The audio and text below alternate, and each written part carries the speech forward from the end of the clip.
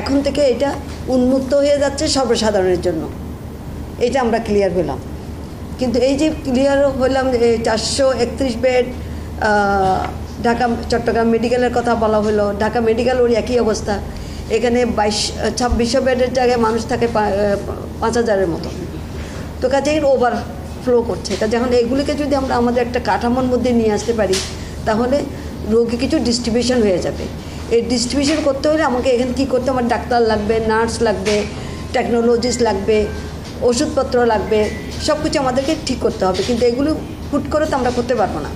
আজকে আমরা সমঝোতা স্বাক্ষর করব, এরপরে আমাদের একটা প্রতিনিধি দল যাবে, সেখানে কী আমাদের দরকার হবে, মেরামতের দরকার হলে সেটা ওনারা করে দিবেন। অর্থাৎ করণীয় কাজের স্বল্প সময়ের মধ্যে কোন কোন কাজগুলো করতে হবে, মধ্যমেয়াদী কী কাজ করতে হবে, দীর্ঘমেয়াদী কী কাজ করতে হবে, সেগুলো তালিকা তারা তৈরি করবেন। আমরা এখান থেকে স্বাস্থ্য মন্ত্রণালয় যেটা করব, একটা নীতিমালা বানাবো। সেই নীতিমালার এগেইনস্টে স্বাস্থ্য মন্ত্রণালয়ের কাজ কী হবে এবং রেলওয়ে মন্ত্রণালয়ের কাজ কী হবে সেগুলো সুনির্দিষ্ট থাকবে। সেই আলোকেই আমরা আমাদের কাজগুলো পরিচালনা করব। শুরুতে একটা জিনিস বলে রাখি, গতকালকে ওনার নেতৃত্বে আমরা একটা মিটিং করেছিলাম। আমাদের স্বাস্থ্য মন্ত্রণালয়ের ডাক্তারের অভাব আছে, নার্সের অভাব আছে, টেকনোলজিস্টের অভাব আছে।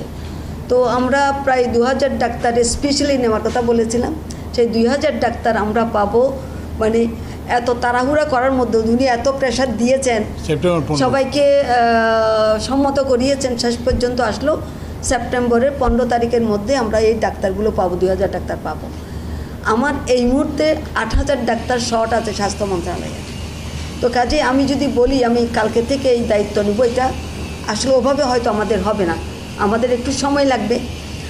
ওষুধপত্র সেগুলো বাজার থেকে না হয় কেনা যাবে, কিন্তু ডাক্তার তো আমি কিনতে পারবো না, নার্স তো আমি তাকে তো ট্রেনিং দিয়ে তৈরি করতে হবে, কিংবা বাজার থেকে আমাকে এমপ্লয়মেন্ট তৈরি করতে হবে। তো এই যে বললাম আমার 8000-এর মধ্যে 2000-এর ঘাটতি পূরণ হবে সেপ্টেম্বরের 15 তারিখের মধ্যে। কাজে এর মধ্যেও আমরা যেটা চেষ্টা করব, আপ্রাণ চেষ্টা করব, যাতে আমরা যে হাসপাতালগুলিকে আমাদের স্বাস্থ্য মন্ত্রণালয়ের মাধ্যমে পরিচালনা করার দায়িত্ব নিতে যাচ্ছি সেগুলোতে যাতে ইমিডিয়েটলি কিছু কাজ করা যায়। তার জন্য করণীয় কী করতে হবে সেগুলো ওনারা যাবেন, দিয়ে ওনারা এগুলো পরিষ্কার করে জেনে আসবেন। তারপরে শুরু হবে আমাদের কাজ। নীতিমালাও আমরা খুব স্বল্প সময়ের মধ্যে করার চেষ্টা করব, যাতে স্বাস্থ্য মন্ত্রণালয়ের কথা বলি কিংবা রেলওয়ে মন্ত্রণালয়ের কথা বলি, জনগণ তো সব বাংলাদেশেরই, এই সরকারের জনগণ। কাজে প্রত্যেকটা জনগণকে, প্রত্যেকটা মানুষকে সেবা দেওয়াটাই হলো আমাদের দায়িত্ব, এবং সেটা কিভাবে দেব সেটাই হলো করণীয় বিষয়টা। কাজে এখন হাসপাতাল অবয়বটা অনেক, 431 বেড যদিও আমরা বলছি, কিন্তু ওখানে স্পেস আছে অনেক, যেটা ঢাকা মেডিকেলে নাই, যেটা চট্টগ্রাম মেডিকেলে। চট্টগ্রাম মেডিকেলের করিডোরের লোকজন থাকে, ঢাকা মেডিকেলের করিডোরে থাকে, টয়লেটের পাশে থাকে। এটাকে যদি আমরা একটা সুব্যবস্থাপনার মাধ্যমে নিয়ে আসতে পারি তাহলে কিছু রোগী তাড়াতাড়ি আমরা ওখানেও ট্রান্সফার করে দিতে পারবো। নতুন যুগে যে রোগী যারা আসবে তাদেরকে আমরা নিতে পারবো। স্ট্রাকচার সাথে সাথে আমার যেটা কথা হয়েছে, যদি কিছু বাড়ানোর দরকার হয় সেগুলো ওনারা করে দেবেন। অর্থাৎ অবয়বগত যেগুলো সংশোধন করতে হবে কিংবা নতুন করে বাড়াতে হবে সেগুলো ওনারা করে দেবেন। আমাদের দায়িত্ব হবে ডাক্তারটাকে ওখানে অ্যাপয়েন্ট করা, নার্সকে অ্যাপয়েন্ট করা, ওষুধপত্রগুলি সাপ্লাই দেওয়া, যন্ত্রপাতিগুলি এখন কী আছে না আছে আমরা এগুলো কিছুই জানি না।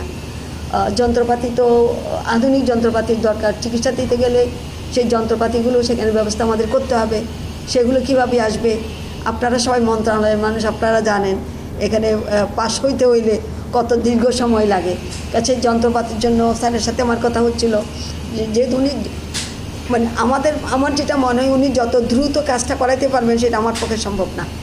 কাজে ওনাকে আমরা দায়িত্ব দেব যে অর্থ যেন ছাড় হয়, কত টাকা লাগবে সেটা হিসাব করতে হবে, বাজেট করতে হবে।